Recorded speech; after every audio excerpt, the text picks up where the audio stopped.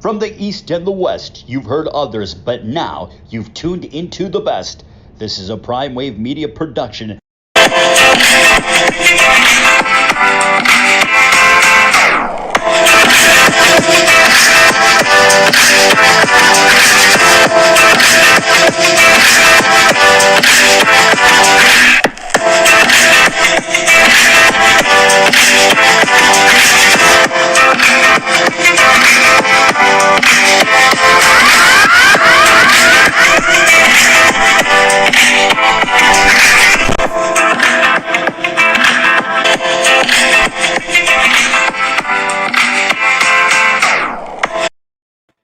What's up, world? It's the one and only Pop DBIC, the Primetime Capper, and this is the premier sports betting show, the Primetime Angles Live. And I got a special guest with us today, and hopefully he can get with us weekly if he does have the time. And I've done his radio show as well, too, on Thursdays with our good friend Mike Abadir as well, too. This is long overdue. This is years in the making. But I got my main man, former TVG analyst. He's so good, he had to make his own thing, and that's my man, Gino Buccola. What's going on, baby? Oh, Pop, happy to be here with you. Shout to our buddy Donald. Hope he's out there watching. What up, boy? And, man, ready to talk some basketball, baseball, horse racing with you. Let's make some money for the folks out there. It sounds good to me, brother. Let's go get into the trending topics of the day, though. Let's start with last night's basketball game and everything like that. Bucks get out to the fast start, finish strong, make the series 2-1. 86-83 over the Mavericks. What were your thoughts on the game last night, and do the Bucks win another game in this series? You know what? I think they can. Ugly game, right? Man, this was a throwback. This was like some old school basketball from 15, 20 years ago. Nobody could make a shot in the second half. It was a scrum. Things got a little tight. But I think what they realized is, for a team and a coach like Coach Bud, he's notorious for not making a whole lot of adjustments. When they set up Giannis down low, and they put the ball in Drew Holiday's hands or the ball in Middleton's hands and let them sort of make the play and have Giannis be the finisher, they have a much better opportunity moving forward, because we see that no matter what lineups the Mets are throwing out there, they do not have a real defensive stopper down there. You know, they just don't have that. A Blake Griffin, a Durant, that's really not their role. So if you can continue to try to feed Giannis down low, that's their opportunity. They had to win this game to give them a shot. And now you look at it, it's 2-1. I think you can kind of look at it if you're Milwaukee and think, you didn't play really well in 3 games so far, and you're still in this thing. You probably feel okay about where you are. Right. And you know what? To piggyback off that, I felt like the Bucks played the game that they wanted to play in this series. You know what I mean? And so pretty much you get a low scoring game. Absolutely. And this is not in the Nets. This is not in the Nets range right here. The Nets want to score 110, 120, 130. That's how they feel. That's how they know that they can beat you. But they got to a real crucial game that they couldn't win. And then to top it all off, a player that you wouldn't put in that situation ideally to get them the lead, in Sterling Brown, they put him on the spot for the floater. But even Blake Griffin looked at him and said, boy, you know you're supposed to kick that ball back. What are you doing? Yeah. You know got to give the Kyrie or KD a touch. They got to get a look right, there. Exactly, because as you got to give a chance. Right. Exactly. You're down 1, you give yourself a chance, and see there's a better chance of them getting fouled than Sterling Brown. They're not going to call that foul for Sterling Brown in the end if there's contact. But if it's Durant or Kyrie or even Blake Griffin, he would have been able to get a call from the ref there. And that's why I felt like that was kind of a selfish play. And I know Nash is going to talk to him about that when they watch the film of that as well, too. Yeah. I think, you know. All right. So pretty much. Yeah. Go ahead. You got it. What we're learning is you can't try to go really small and beat this Brooklyn team. If you want to beat them, you got to go a little bit bigger. You got to try to punish them a little bit. You got to try to beat them up a little bit. And so if you can go down low and you can make Giannis, make Durant work to guard him there a little bit down low, I think that is their best case to win. Like you said, they're not going to outscore them. These games that get up over 110, that's not going to be good for the Bucks the rest of this series. But you come back now, and now I think this crowd is going to be a little more relaxed. They won't be quite as anxious, right? they got on their heels after the Nets made that run and they came all the way back and it looked like they were going to win the game.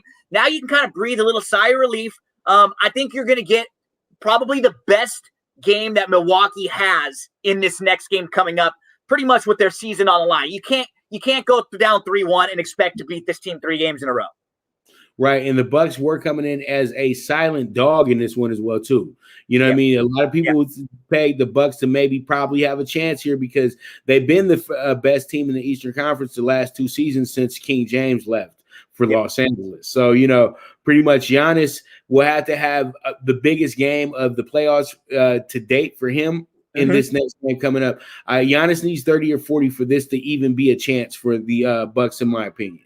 Absolutely. And Drew can do a little more offensively. I think it's hurting him, he played great defense on Kyrie last night. And so that takes a little bit out of him on the offensive side, but you need a little more from him too, and just giving you that option, that third sort of offensive option, the reason why they brought him in. Right. And we needed some Lopez twin help too. Yep. Down low. Feed the big man. Yeah, you need him because he's an outside, inside guy, and that can be very helpful for you as well, too. All right, so let's get into the Clipper game from last night. Clippers, Jazz get big lead, then have to survive the Clippers push.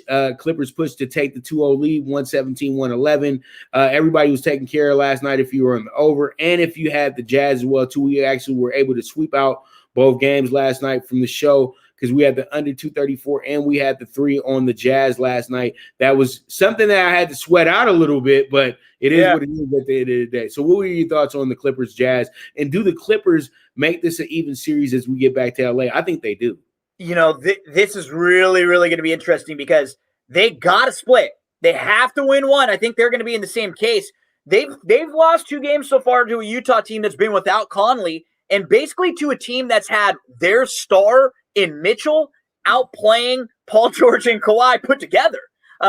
So coming home for the Clippers, we'll see, because home wasn't always the best for them in round 1. So, hopefully round 2, it'll be a little bit better for them. But, the Clippers are funny because they're 4-5 in the playoffs right now. When you look at their 9 games, and they've been getting really good games from Reggie Jackson, Kennard stepped up here and there. They've been getting Batum to play well for them. A lot of the role players, Cousins has given them good minutes, but it still seems like when they need a little bit more from Paul George, they haven't been able to get it. He did play better last night, and I don't think he's the sole reason why they're losing.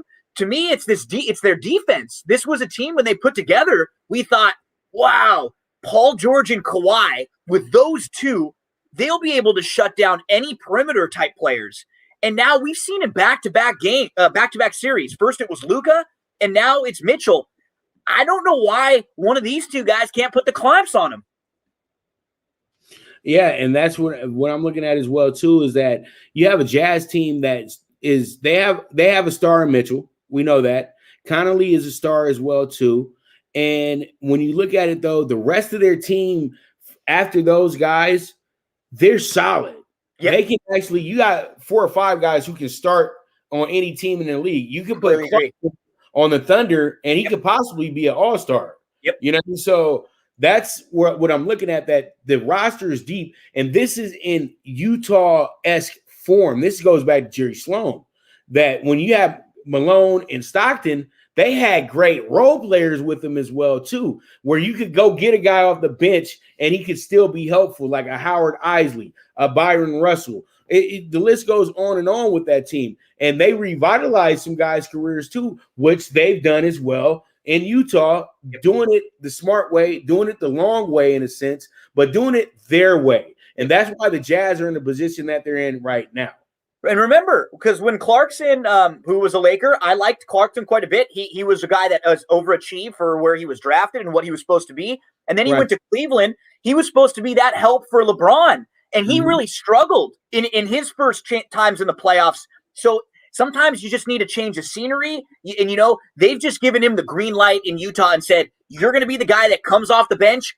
You take any shot you want, anytime, instant offense. We trust you. And he has rewarded them. And he has games like last night where if he doesn't have, that good first half to help give them that advantage, they may not win that game. and Right. you throw him on top of a Bogdanovich, someone like Joe Ingles. Now Right. you're stacking them with Mitchell, and then when you get Conley back, all of a sudden you got 5 guys that can go get their own shot and Right. can also make an open three. That's a difficult team to defend. Right, exactly. And see, they play with the college mentality because they have a guy who Quinn Snyder. I follow Quinn Snyder very closely. He Smart had a guy, smart dude. great situation at Missouri. Corey Stokes, Long Beach Poly graduate. He had and he also had Kareem Rush, who was considered one of the best players in the nation when he was recruited to Missouri as well too. And as you know, Missouri's not a blue blood like everybody else. So when they get to investigating, then your team is going to always kind of get the red flags and everything like that because they always got to watch you. People notice someone going there, right? Yeah, right. And after smoking UCLA the way that they did in that tournament that year, they had to be like, hold on, man, this team is a little bit too good. You know what I mean? So, they got to look at those type of things. And another thing about Clarkson, just before we end this subject on the game, Clarkson's biggest game his rookie year, his breakout game was against the Jazz. I remember this game because I was being silly that night, and I said, you know what, I'm about to be bold. I'm going to take the Lakers on a plus 450, plus an even spread that night. And Clarkson wound up scoring 32 points. The Lakers won by 15. He had that stretch at the end of the season, that rookie season, where he was literally carrying this team into competitive games. He was like winning games that they didn't want to win at the end of the year because they were trying to be bad and tank for the pick, Yeah. Right. And he's one of the guys who can say that he was a part of the final Mamba group of guys that Kobe really liked, him, Randall. Mm-hmm. He also liked Brandon Ingram's some as well too. And he loved him some Larry Nance Jr. as well too. But all in all, hopefully Larry Nance Jr. will find his way back to LA. We love him here, so we'll hopefully get him back. But we're talking LA. Let's go ahead and talk about the Rams real quick. The Rams had an open practice yesterday for the fans at SoFi. First time ever you're going to have the fans. You had the fans at SoFi. So that was pretty big in itself as well too. But my biggest question is like this. Is Matt Stafford really going to be better than Jared Goff was for the system that McVay is running? You got rid of a guy who went to the Super Bowl a few years back and was considered maybe an MVP candidate at that point in time. And I felt like it wasn't just his fault when it came down to the way that the Rams offense flowed. McVay even took some slack too and said, you know what, I might be overdoing the plays a little bit. Mm-hmm. And I feel like McVay is on a all-in situation, and his Rams coaching career depends on the success of Matt Stafford, in my opinion. Gino, what are your thoughts on that?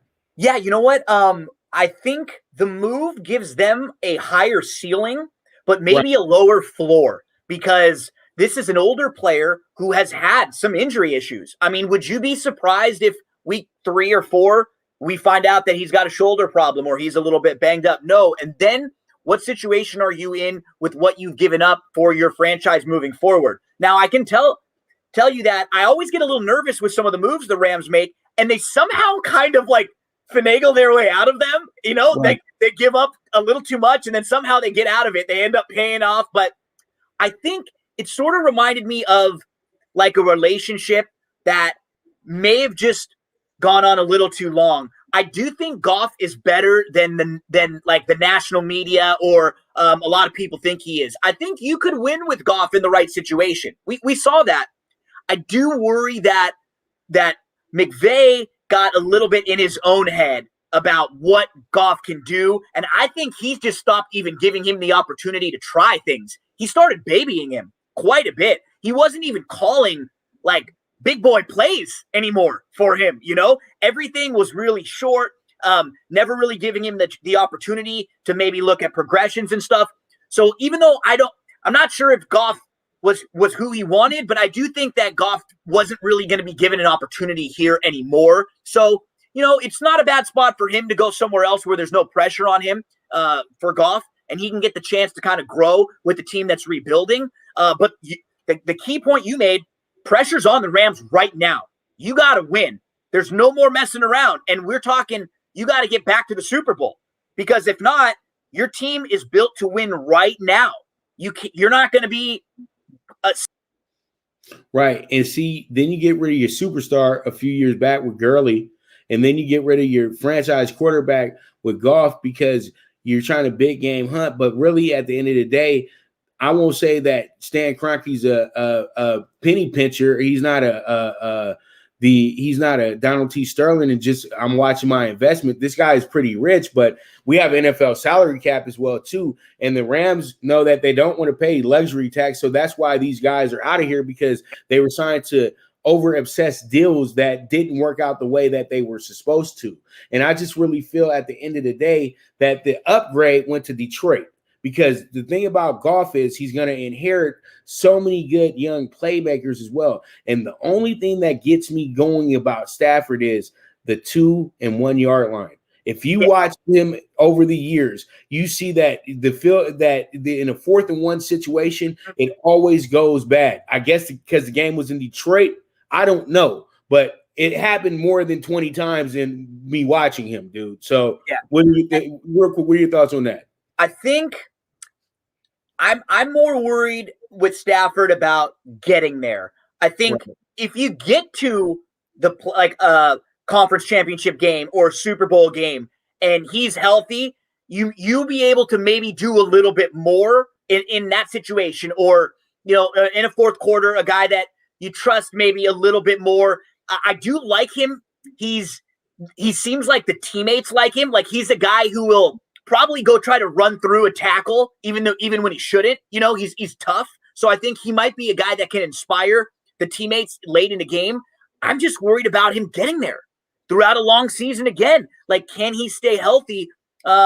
He's not always been the greatest decision maker too, but I am kind of curious to see him in a completely different situation with a very smart play caller. Because if Stafford does not succeed with McVay, then he's probably not very good. Because most people are going to succeed with McVay, and I think he will look pretty good. My concerns are mainly just health and durability, and you having to keep giving up stuff for your future to try to win now, because you better win now if that's the case. Right. And you know what? We can both agree on this one. It's like moving Brett Favre from Green Bay, but not the same scenario. Even though Matt Stafford will get a lot of love in Detroit when all this is said and done. And, pretty much, and I know Calvin's going to have some love for him when he does his Hall of Fame speech and everything like that. But I'm asking myself, will we get the Jets version of Brett Favre, or will we get the Minnesota Vikings version of Brett Favre? Great point. That's what I'm looking at. That's what I'm looking at in this situation. And hopefully, like you said before, McVay won't fail him, and it's up to him to stay healthy throughout the season. But if he's successful, we'll be seeing him on LA commercials and TV a whole bunch, brother. You know that. We'll see the Kershaw and him are buddies, right? They'll be in commercials together. They went to school together, so we'll get that LA connection. Yeah.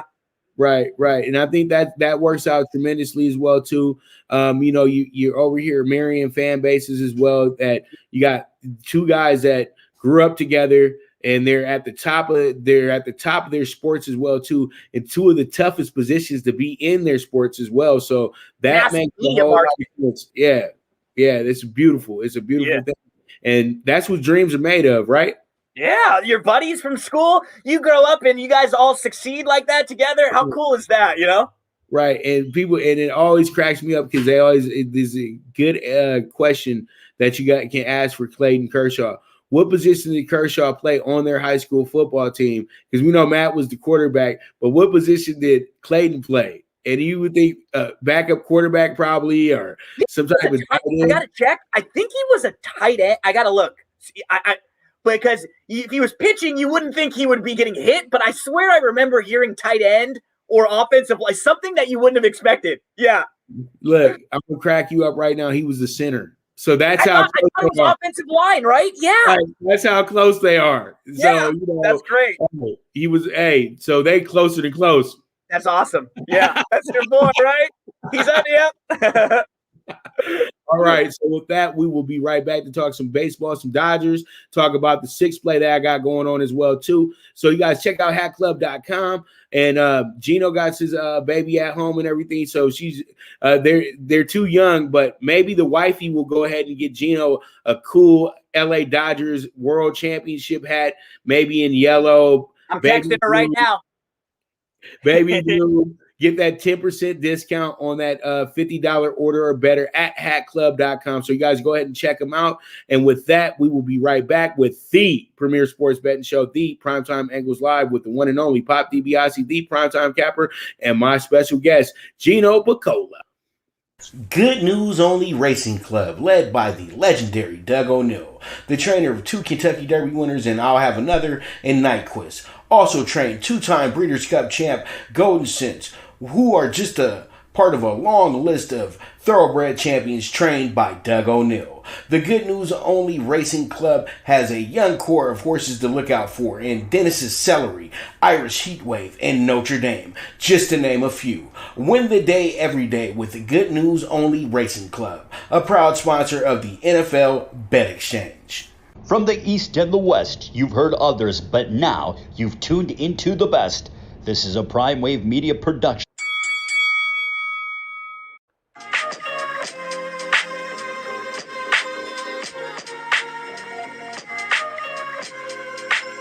Tune into Big Wave Boxing every week with a brand new guest with the one and only Pop DiBiase, the Primetime Capper, getting the best boxing stories, best boxing angles, and the truth when it all comes down to the sweet science. Tune in to Big Wave Boxing on the Prime Wave Media channel on YouTube.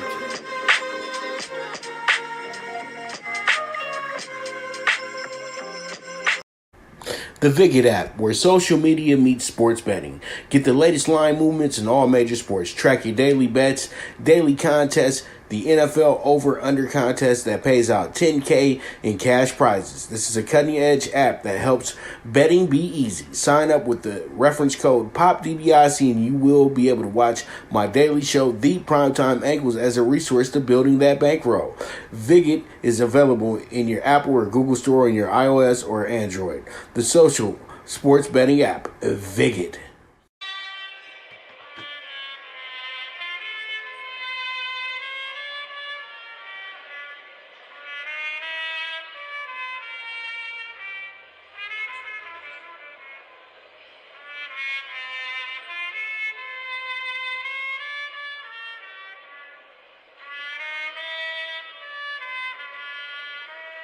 From the East and the West, you've heard others, but now you've tuned into the best. This is a Prime Wave Media production.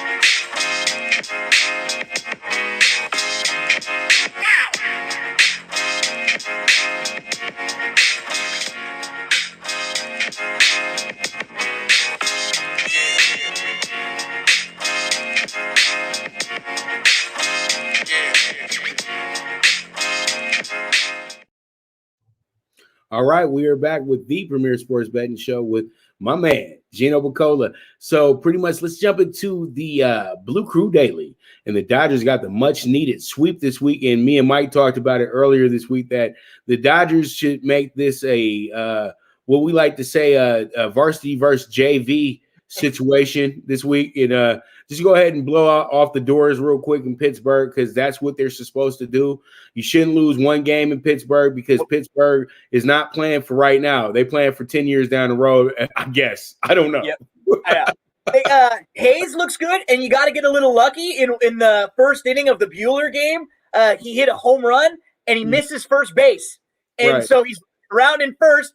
It looks like it's going to be in between, and you could have stuck 2 feet in between the space that he missed first base. I mean, it was not close. So the Dodgers ended up getting a little lucky there to start that game. And sometimes you're really good. Sometimes you need a little luck, and they'll take that one too to help them complete the sweep. But they're playing good ball. They were banged up for a while, and it seems like now they're starting to get healthier. Mookie's starting to play better, and I think they're in a spot where they're going to rattle off another really good, 10 out of 15, 15 out of 20 stretch.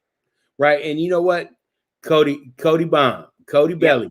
I'm telling you, Bellinger is so important to everything. You say, oh yeah, but Seager is what? No, Cody B is very important because when he heats up, everybody heats up, literally. Because the thing is, he gets scary to pitch to because Dave Roberts actually puts him in a spot that's not very ordinary for a power player like him. Mm-hmm. Usually think, okay, third, fourth, maybe even second. They bat him at 6. Mm-hmm. In certain occasions. So, and you saw that in the playoffs as well too. And so you give him a golden spot because right before he's right there in the core part of the batting lineup. That's the last really good hitter in the top half of the group is the 6th man. The 7th and 8th guy usually are guys that are 250 guys that don't hit home runs, things like that. I'm thinking about old 90s baseball with my mentality. Yeah. You got the pitcher batting 9th, and a lot of pitchers in today's MLB are much better than the pitchers that we grew up with. Guys that would just sit up there and take 3 strikes and go back over to the bench. You know what I mean? But all in all, though, I think that the Dodgers can make I'm with you, Gino, where they can make a big move here on the next homestand. Yeah. And the homestand is coming up right now. Mookie looks healthy. The thing about Bellinger, too, people just don't even really give him enough credit for his defense. And then when you put Mookie next to Bellinger in the outfield and you've got 2 of the absolute best defensive players next to each other, they cover so much ground. There are no holes out there. Bellinger's speed, too, on the base path. He gets on base. He's able to steal a bag or 2, make them work. So, yeah, he helps the lineup and he really makes them go, even though he's going to take a little bit to get back into, full swing as the Cody Bellinger that we know. So now I'm just expecting really good thing. Their bullpen starting to come together even more, some of the pieces that they had out. And now you start stacking up a bullpen where Kenley's been good all year. Blake's been solid. And you're able to add Kelly and some other pieces in front of them. We just got Tony G back. So he's going to take a few starts to get going and he's going to help that rotation even more. Price is going to get back into a swing of things now. He's going to be another piece for the bullpen. This team is loaded, and they've had a bunch of injuries, and you look around and you go, oh, wow, they've still been pretty darn good even with all these injuries. Right, and then, they got so much coming from the farm, too.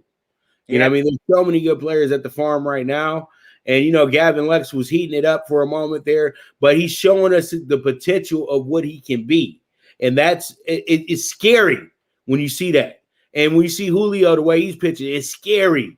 It's really scary because the Dodgers haven't even hit their form yet. I feel like we can go to our horse racing analogy and say that, sometimes it takes a horse. Sometimes, he's a super horse, but we're not gonna worry about this allowance race right here. We're gonna be tuned up when it's time to get to the Santa Anita Derby. We're gonna be tuned up when it's time to get to the Kentucky Derby, to the Pacific Classic. But this little runaround race that we got going on right here, hey, this ain't even the best of me. We're rearing up. We're gonna put it together, and the Dodgers should be the best team by the end of August, in my opinion. I just think that the Padres and Giants just got out to a really good start for April and May. It's hard to you get that World Series hangover, right? And we saw it even with the Lakers right now because of the short turnaround they had in the NBA. It's hard to win back to back. And when you win the beginning of the next season, I don't say boring, but it's hard to get up as much, right? You just played in these huge, meaningful games, and now you got to go start all over again, right? And it takes a little while when everybody else, everywhere you go, they go, oh, these are the World Series Dodgers. They want to punch you in the mouth. Like, you get the best from every team you play. Every pitcher gives you their best, and so you got to make sure you get up every single game. They've weathered a couple of their storms, and I think they're in really good shape moving forward. Man, I'm telling you now. And then of all teams coming in this weekend, the lowly Rangers. And the funny part was I was at a Rangers game about a month ago when I was at the Canelo fight week and everything like that. And we went to a game because the park is right there where the hotel was at and right by Jerry's World as well too. So very convenient situation, Los Angeles. Nice. Very convenient. You know what I mean? It reminded me of LA Live, but you got the baseball stadium here and you can walk down to SoFi over here if they have that type of idea. You know what I mean? And only thing that's far from that place is the actual where the Mavs play at, because they actually play in downtown. So pretty much that was a fun feeling, and it's a great stadium as well too. And I saw Folty was actually playing that day as well too. Folty Newitz is not a bad pitcher. It's that he gets no run support. Yeah. That line, did you see that line tonight? Mine is 370 right now.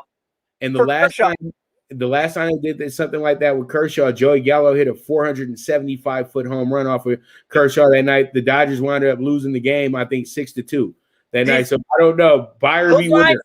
I never when you get up into the threes, those are scary, man. I'm going the other way. I'm going the other way. Always.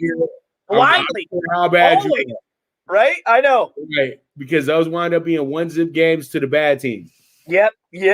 And you got to win 3 more just to take care of the one that you lost right there if you go the other way, right? Right. Exactly. Yeah. Exactly. So pretty much that's the game tonight. Clayton Kershaw, I wouldn't say he's shaky. He's just getting old. That's all it is. Yeah, and he's a little lull. Great start to the year. Last 3 or 4 starts, a little bit of a lull. Tonight could be a nice get-right game for him against a team that struggled, Right. So, hey, he got a good matchup here for him. It's the hometown team in a sense as well, too. And so he should be good tonight. All right, Gino, let's get into the money, brother. Let's get into the money. We've been doing all this news talk, all this good stuff. Let's get into the money because that's what we do. So let's go ahead and get into it. Blue Jays, Red Sox, AL East. I won't say it's a rivalry, but they know each other very well. You know what I mean? It's not like the Yankees and the Orioles with them, but the Blue Jays kind of, they're there, and so what are your thoughts on this one? Blue Jays come in as the slight dog tonight, and the Red Sox come in here as a valuable favorite. I like to call minus 140 some value there, and then you got an over under 9.5. Gino, what do you like most in this game coming up tonight? You know what? I'm probably going to lean Toronto in this game. I think you can get them right there in that plus 110, 115 range, like you're showing. And the reason why. Stripling, he actually had a poor performance last time he faced Boston a few games back, but since then, he's actually been really good in his last couple starts. So Stripling's last 3 games, he has a 1.06 ERA in 17 innings pitched, only 2 earned runs allowed, 14 strikeouts to just 4 walks, and a 193 batting average against. So he's been pitching well. You look at a Boston team that is coming out of a really, really tough series. So in their last 3 games, they gave up 7, 8, and 8 runs to the Astros. And even a game they won 12-8 yesterday, they gave up 8 runs, the Red Sox. They had to use 3 relievers that each went multiple innings on Tuesday. They had to use 4 relievers on Wednesday. They had to use 5 relievers on Thursday. That bullpen is beat up.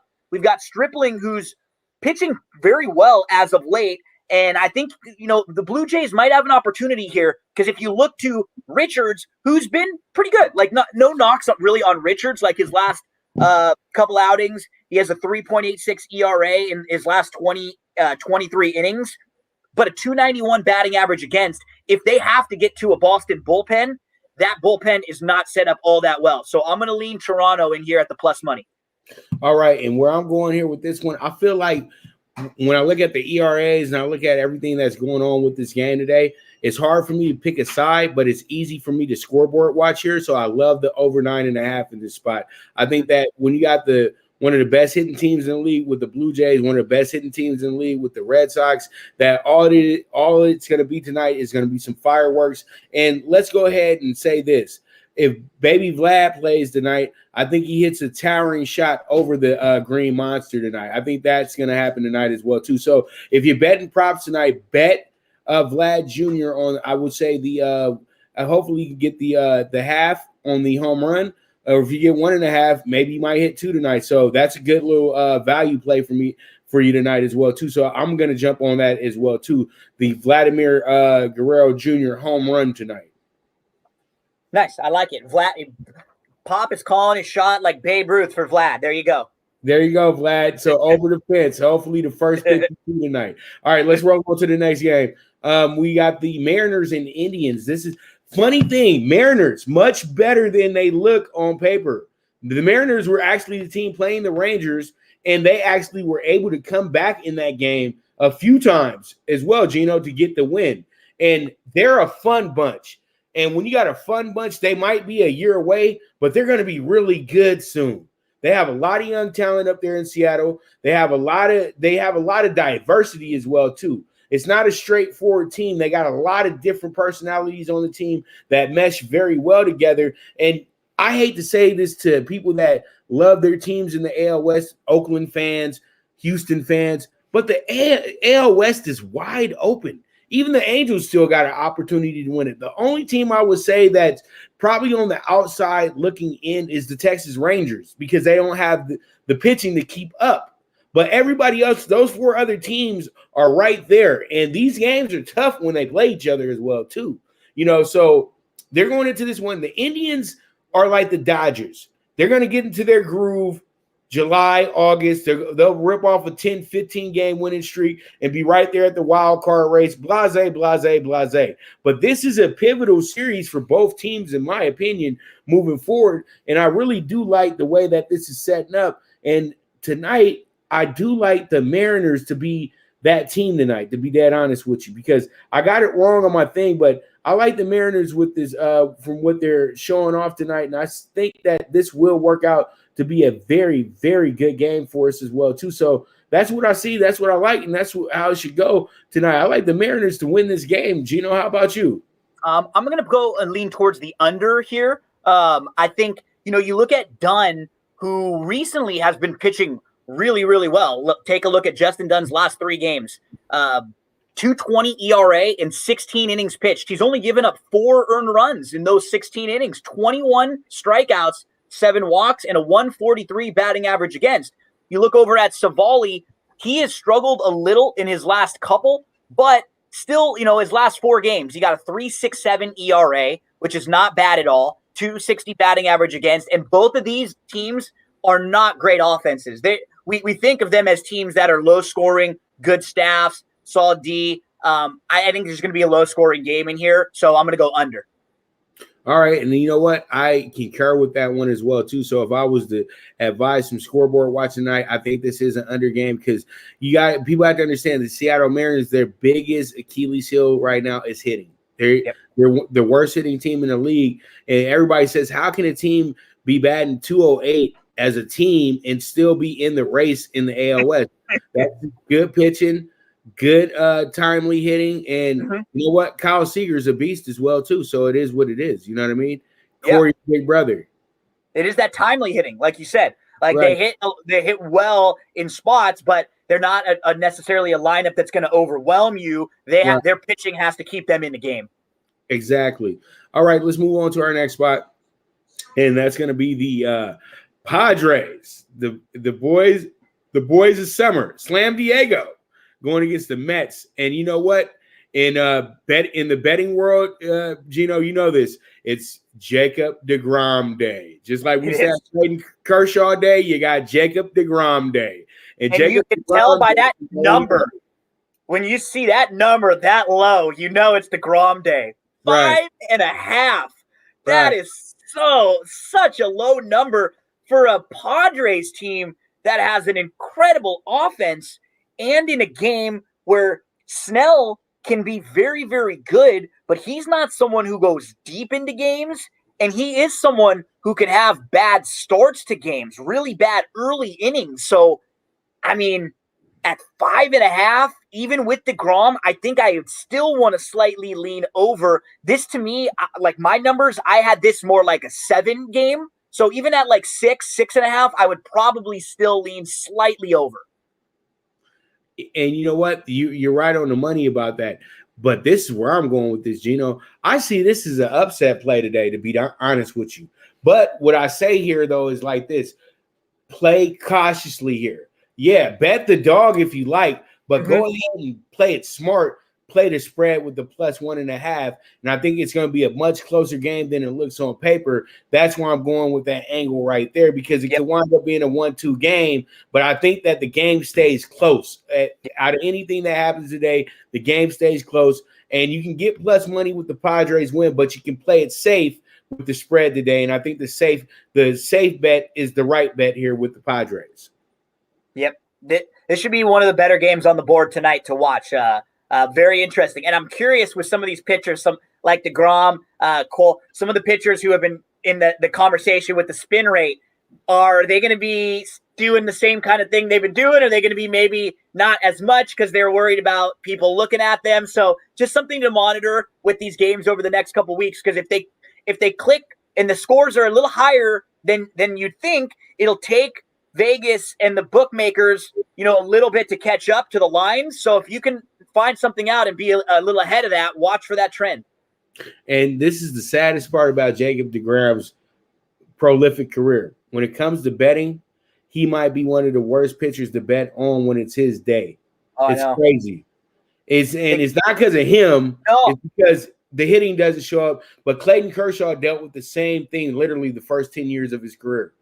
It's either no run support or the bullpen gives it away. One of the two, like every time. And so same thing we were saying earlier with Kershaw at the minus 370. Obviously, this isn't as much, but at minus 175, like that's a big number against the talented Padres team.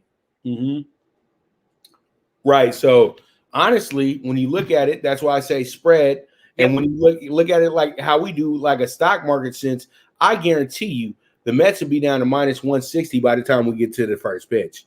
Yep. Honestly, because I can see late money coming in on the Padres just because this is a fun spot with a really good team that's at a high value, and you never want to pass that up when you see a good team at a high value. So let's move on to our next game. And our next game is going to be the Braves at the Marlins. And the Marlins coming in here plus 110 today. The Braves are minus 135. This should wind up being a pretty good game all in all. But I think what happens here is that you pretty much wind up having yourself a game where you have, you got these two teams. They're looking to, move a bit forward here. On both sides. So I have the game up here, but for some odd reason, I don't have the bet necessarily here. So pretty much, I do actually have the bet here too. And it's actually the Marlins. So I kind of confused myself because it's the Indians that I was all over in this spot, but still, it is what it is. You'll see it on the pick six in a minute. But the thing is the Marlins plus 115 tonight, home doggy dog, and they always play the Braves really good at home as well too. So that's why I like them tonight. That's the only reason why I like them. I think that it's a Friday night in Miami. I just left Miami from last week, and Friday night in Miami, get a little sauced up a little bit, have a good time at the game and watch your boys beat the Braves tonight. I think that's what I'm thinking in a fan sense, that you go to the game tonight and your boys are going to get themselves a win. So I like the Marlins with the plus 115. Alcantara pitching for the Marlins can have some really, really good outings. He just has like one poor outing that skewed his numbers a bit throughout the year, but at plus money, he's someone that I like to play quite a bit. So, this looks like I would lean Marlins in this particular spot. I wanted to go under. It was 7.5, and now it's ticked down to 7. So that's probably a little lower than I'd like, because now we need to get under 7 to actually win that. So I'd lean Marlins in this spot because I wanted a little better number on that over under. Yeah, sounds good to me, brother. All right, let's move on to our next spot, and it's going to be the Astros and the Twins. The Astros and Twins, this is going to be a good game, but tonight, I like the Astros to play it big tonight, Gino. I like them to win this game by 2 or more runs. The value is there for tonight as well, too. And the Twins have been an absolute disappointment this season as well, too, to be honest with you, brother. I think that they should have been better. I know in my preview I said that they would be one of the better teams in the AL, possibly, and it wouldn't be that hard to win the AL Central, because they look like the team that was the team to beat other than the White Sox this year. And, the Indians are always going to be there. You know what I mean? But a lot of people like the White Sox this year. I thought the Twins were going to be their foil, but it hasn't came to fruition yet. They could possibly pull a DC move mid-July and get hot, but at this point right now, they're a team that's hard to bet on. But the Astros, they're easy to bet on because usually when they get in a good spot like this, they usually win the game by 3 or more runs. Gino, your thoughts? Yep. Matt Shoemaker, who's pitching for Minnesota, his last 2 outings, they were both starts against the Royals. He has a 25 ERA. He gave up 13 earned runs in 4 2/3 innings pitched against Kansas City.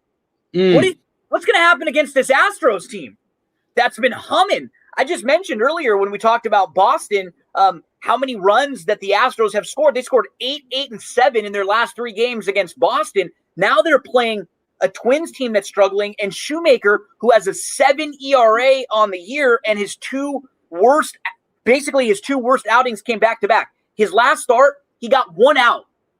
He gave up 6 hits and 2 walks in the first inning, and he gave up 8 earned runs. I think I don't know how you could lean Minnesota here. I'd have to go Houston, and I'd have to go the over, and I'd go Houston I'd go Houston on the run line there, absolutely, because you get better value. So, yeah, I'm with you there, and I think over because it feels like this is a guy – I mean, Houston could score 7 or 8 on their own tonight, and I think it's a 10 at this number. It could go soaring over. All right, so, hey, over in the Astros doing a walk-by on the Twins tonight. Yep, I think so. Yep. All right, let's get into our final game. It's going to be in the town. My bad. It's going to be in the desert tonight. So we're skipping out on that game because that game would get us in trouble, I think, tonight, the Royals and the A's.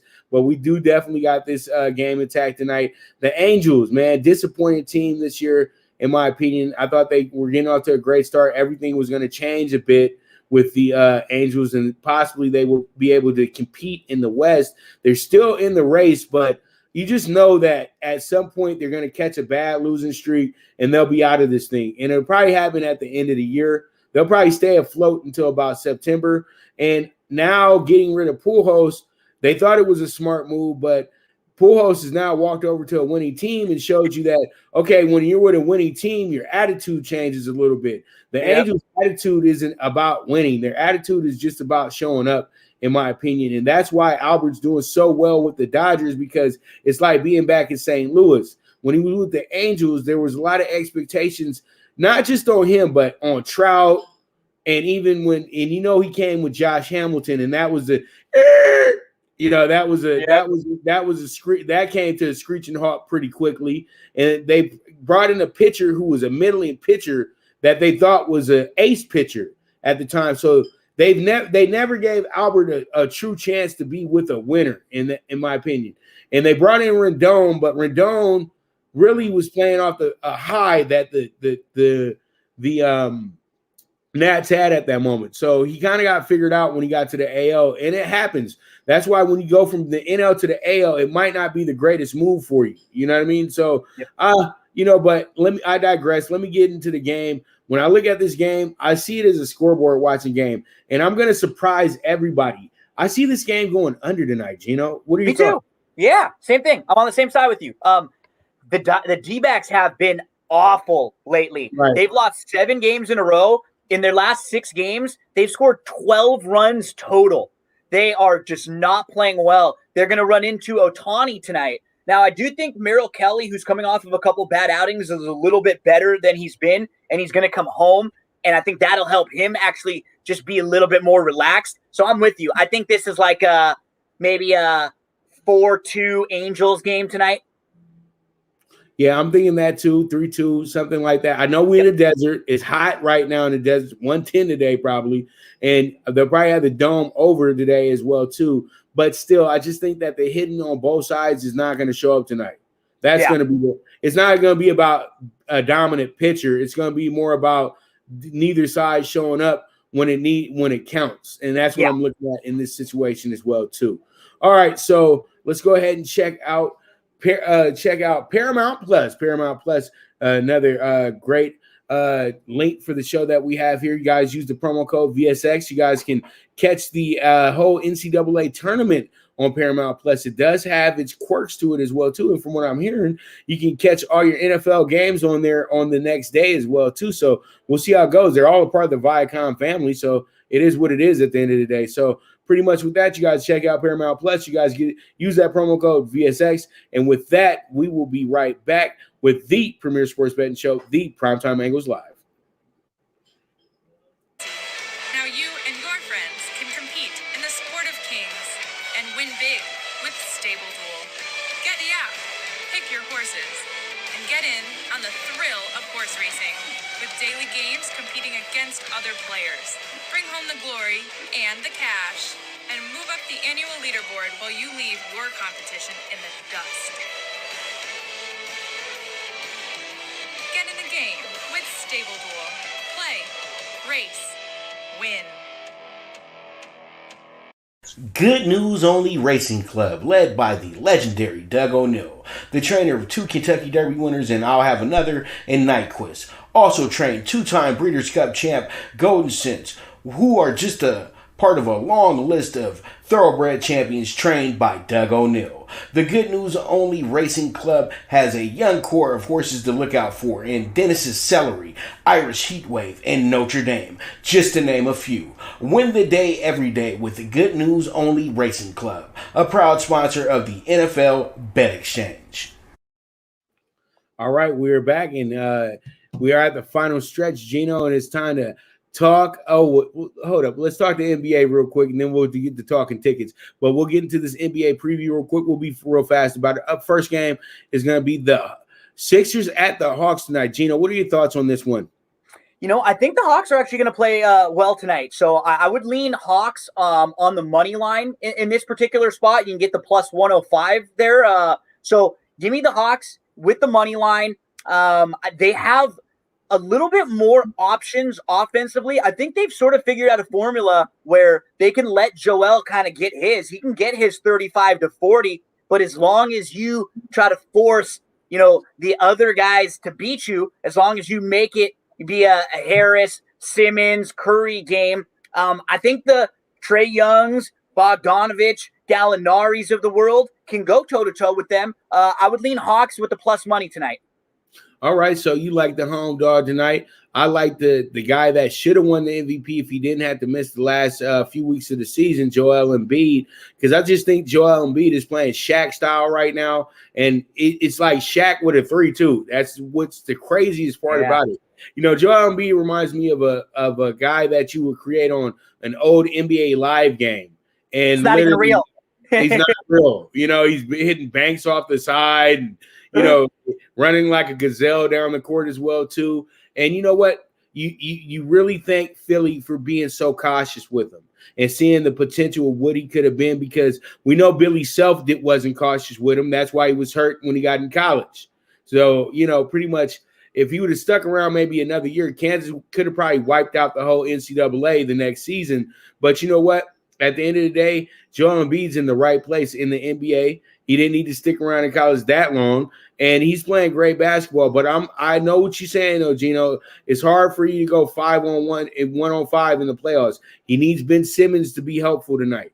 Yep, he absolutely. needs timely shooting as well, too, from all the shooters that are there. But the main factor for him and for the Sixers tonight to be over the top, and I say this every game for them almost all the time, Tobias Harris. It's that simple. They need Tobias Harris to be huge. If he's not huge tonight, this game is going to be difficult. Yep. Harris is a key. He's the X factor for them. And if Simmons continues to play defense on Trae Young the way he did in game 2 when they made that adjustment, that is going to make things very difficult for Atlanta. All right. And see, we just expecting a great game tonight down in the dirty South in the A. You already know what it is, man. So let's go ahead and jump into the nightcap for tonight. And you know what?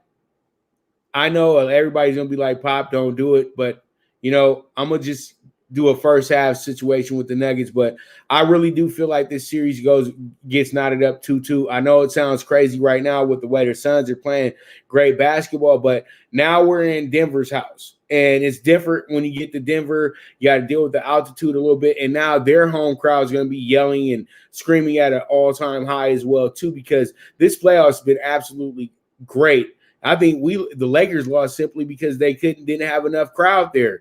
Everybody else, though, is rocking and rolling, and the Suns crowd is a big reason why they won both of those games, because the momentum just keeps rolling and the crowd keeps going crazy and crazy, and you feed off of that. Now it's the Nuggets' turn to feed off of that, in my opinion. But I think the best possible option here is to look at that over tonight. And I think the over is happening tonight as well, Gino. It's a little off. It should be 223.5, but I think the over is absolutely the play here. Gino, what are your thoughts? I'm leaning Nuggets also, and probably similar to you, like a first half play, because I know the Nuggets are going to give good effort to start this game. I'm a little worried that they are maybe just in the situation that the Lakers might have been in, where they may just not have enough without Murray. And with Barton still struggling a little bit. I think you'll get the best version of the Nuggets to start, but I would much prefer the first half than the full game, because, I look at this Denver team, and defensively, they just might not be able to slow down Paul and Booker. And, if Ayton continues to make it hard on Jokic, now all of a sudden it feels like the Suns have more weapons. I do think the Nuggets, the first half is the play. I'd prefer that to playing Nuggets full game in this one.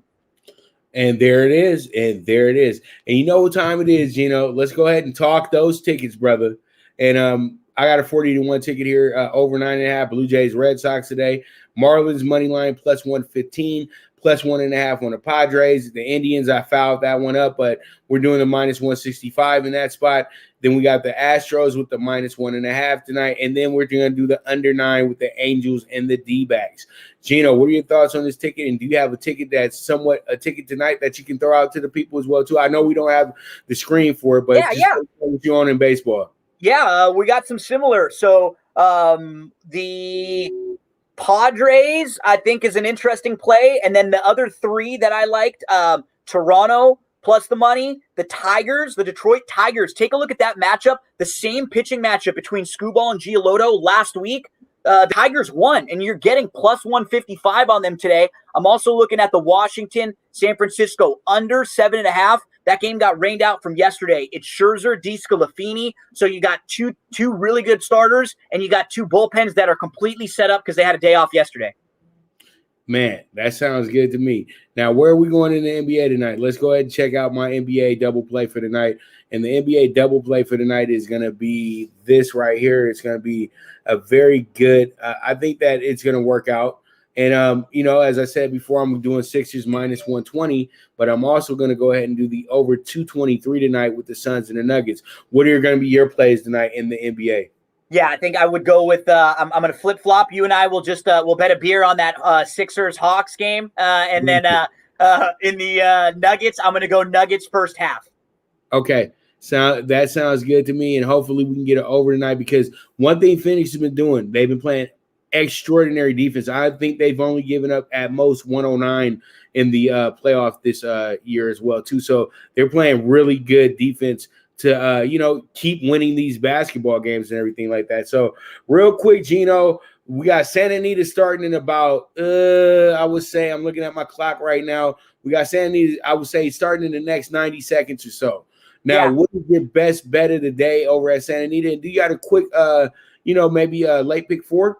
I'll give you a few throughout the card. So in the first, if you're playing right away, I think you and I were on the same horse. I like the 6 running out of Love, who's 5-1 right now. So throw that one into your early pick 5s, or maybe put a few bucks to win on that one. In the second, I looked at the 2 all about the money. Look at some of the horses who this one has faced throughout his career. Spielberg, Parnelli, Roman Centurion, De Jure, Hosier, some really, really quality stakes winners and graded stakes winners there. That's all about the money, and we are all about the money. That's the one in race number 2.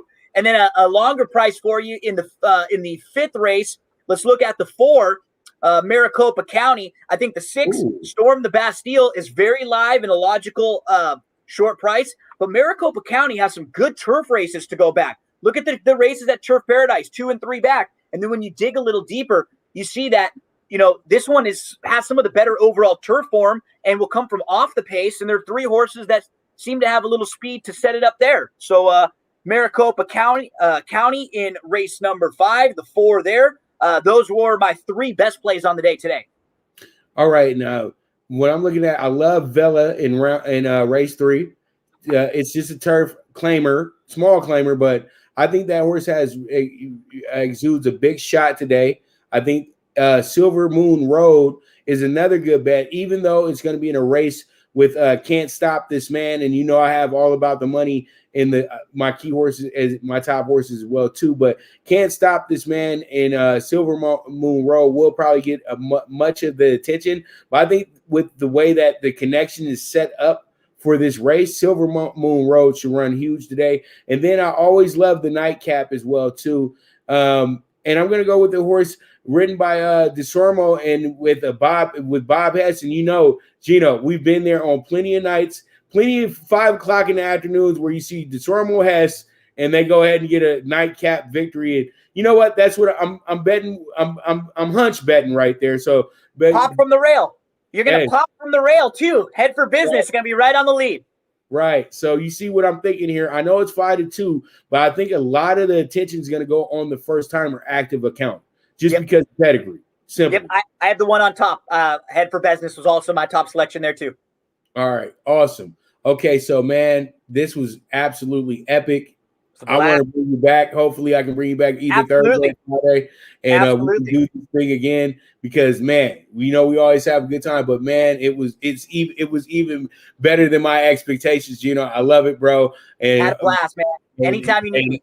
And man, I'm telling you right now, you got yourself a permanent seat on any day you want. So it is what it is, brother. And so pretty much you guys follow my man Gino Buccola at It's Me Gino B.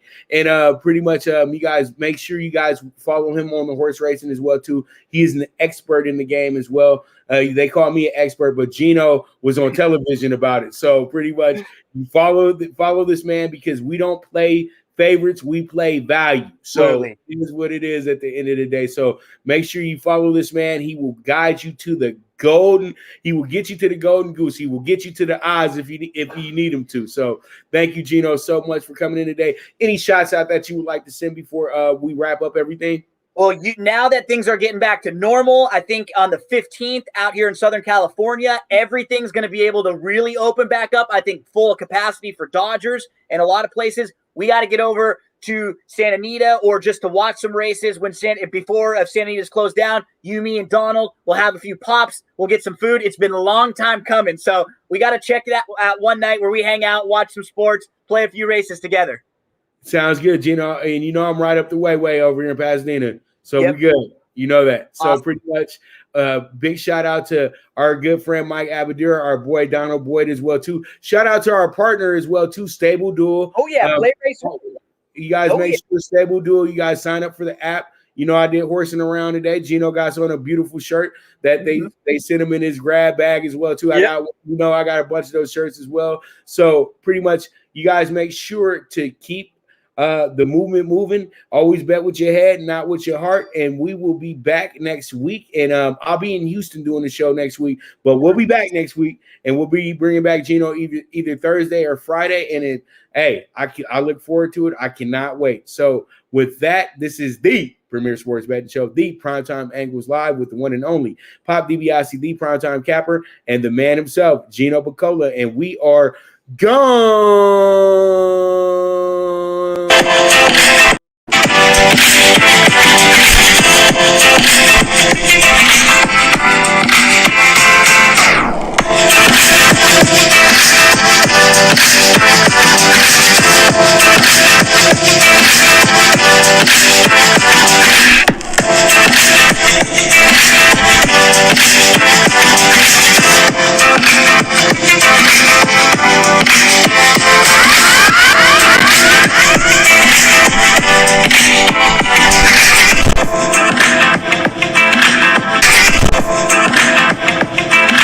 From the East and the West, you've heard others, but now you've tuned into the best.